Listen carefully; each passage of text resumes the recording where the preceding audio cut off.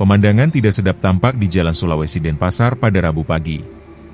Sejumlah tumpukan sampah yang disinyalir dibuang warga dan pedagang pasar, meluber hingga ke badan jalan. Kalau tidak salah, mau meraih Saraswati nih ke ampun sampah yang dikit yang lihat nih. Sampai mungkin, ya mungkin kalau tidak salah mungkin sampah tumpangan paling niki karena ada mungkin orang lewat, ditaruh bawa sampah. Nike kadang-kadang sampah tongko sih tidak mungkin ya. Kalau sama toko kan seperti Nike ada yang campur kayak makanan, tapi kadang-kadang ya.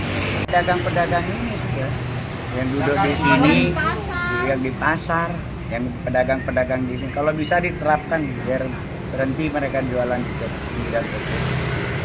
Daripada mereka tidak bisa berpikir ada orang bawa sepeda motor dilempar.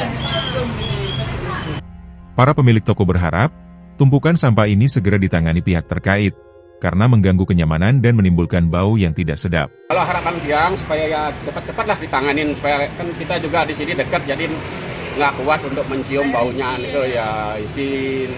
Jadi misalnya ada orang mau belanja ke toko mungkin dia nggak begitu bebas ya karena nyium baunya. Juga benar Pak. Eka Yana, Bali TV.